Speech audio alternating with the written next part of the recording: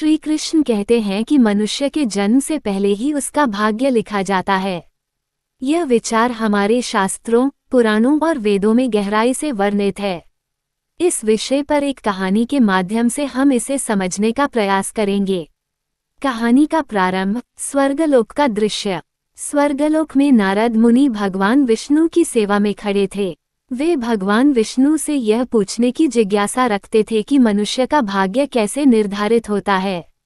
उन्होंने भगवान विष्णु से पूछा, हे प्रभु, क्या ये सत्य है कि मनुष्य का भाग्य उसके जन्म से पहले ही तय हो जाता है? और यदि हाँ, तो ऐसा कैसे संभव है? भगवान विष्णु मुस्कुराए और बोले, नारद, ये सत्य है। हर जीव का भाग्य उसके कर्म और पूर्वजन्म के आधार पर लिखा जाता है। इसे स्वयं ब्रह्मा जी लिखते हैं। मैं तुम्हें ये दिखाने के लिए स्वर्गलोक के एक विशेष भाग में ले चलता हूँ।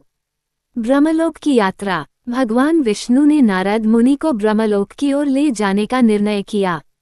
वहां पहुंचकर उन्होंने देखा कि ब्रह्मा जी एक विशाल पुस्तक के सामने बैठे थे। वह पुस्तक इतनी बड़ी थी कि उसमें अनगिनत पन्ने थे और हर पन्ने पर किसी जीव का नाम और उसका भाग्य लिखा हुआ था। नारद मुनि ने ब्रह्मा जी से पूछा, हे ब्रह्मदेवा, आप ये कैसे तय करते हैं कि किसी मनुष्य का भाग्य कैसा होगा? ब्रह्मा जी ने उत्तर दिया, नारद, यह एक जटिल प्रक्रिया है। मनुष्य के पूर्वजन्म के कर्मों के आधार पर मैं उसका वर्तमान और भविष्य लिखता हूँ, परंतु उसे अपने कर्मों से अपने भाग्य को बदलने की स्वतंत्रता भी दी जाती है। जन्म से पहले भाग्य का लेखन। ब्रह्मा जी ने नारद मुनि को एक विशेष उदाहरण दिखाने के लिए बुलाया। उन्होंने नारद को बताया कि आज एक नए जीव का भाग्य लिखा जाएगा। उस जीव का जन्म पृथ्वी पर एक साधारण परिवार में होने वाला था।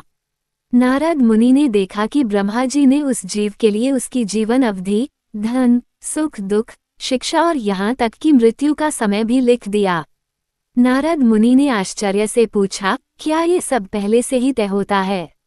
ब्रह्मा जी ने उत्तर दिया, हाँ नारद, लेकिन ये ध्यान रखना महत्वपूर्ण है कि यह सब उसके पूर्वजन्म के कर्मों के आधार पर ही तय होता है। कर्म और भाग्य का संबंध।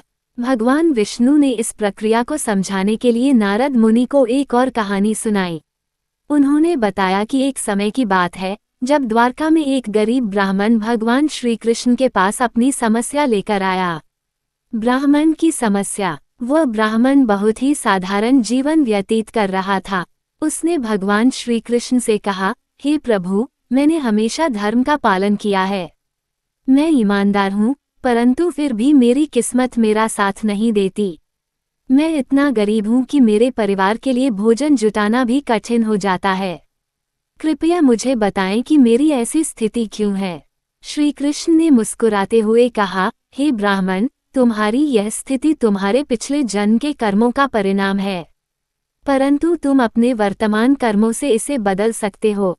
ब्राह्मण ने आश्चर्य से पूछा, क्या मैं अपने भाग्य को बदल सकता हूँ? श्री कृष्ण ने उत्तर दिया, हाँ, मनुष्य को अपने कर्मों का अधिकार है। यदि वह अच्छे कर्म करता है तो उसका भाग्य भी बदल सकता है। ब्राह्मण की परीक्षा। श्री कृष्ण ने ब्राह्मण को एक कार्य करने के लिए कहा। उन्होंने कहा, तुम्हें अगले 7 दिनों तक केवल अच्छे कार्य करने हैं। जो भी जरूरतमंद मिले उसकी सहायता करो। ब्राह्मण ने भगवान के निर्देश का पालन किया। उसने पूरे 7 दिनों तक गरीबों को भोजन कराया, बीमारों की सेवा की और अपनी छोटी छोटी चीजें भी दूसरों की मदद के लिए दान कर दी। 7वें दिन भगवान श्री कृष्ण ने ब्राह्मण को बुलाया और कहा, तुमने अपने कर्मों से अपने भाग्य को बदल दिया है। अब तुम्हारे जीवन में सुख और समृद्धि का आगमन होगा। ब्राह्मण ने पाया कि अगले कुछ दिनों में उसके जीवन में चमत्कारिक बदलाव आने लगे। उसके व्यापार में लाभ हुआ, परिवार में खुशियां आई और वह समृद्ध हो गया। ये कहानी सुनाने के बाद भगवान विष्णु ने नारद मुनि से कहा, मनुष्य का भाग्य तो उसके जन्म से पहले लिखा जाता है, लेकिन उसके कर्म उसे बदलने की शक्ति रखते हैं। इस कहानी से यह स्पष्ट होता है कि मनुष्य का भाग्य उसके जन्म से पहले लिखा जाता है, लेकिन उसके कर्म उसे बदलने की शक्ति रखते हैं।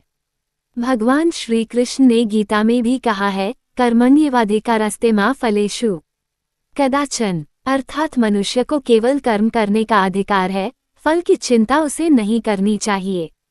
इस प्रकार यह कहानी हमें सिखाती है कि हमें अपने जीवन में अच्छे कर्म करने चाहिए, क्योंकि वे न केवल हमारे वर्तमान जीवन को बेहतर बनाते हैं, बल्कि हमारे भाग्य को भी बदल सकते हैं।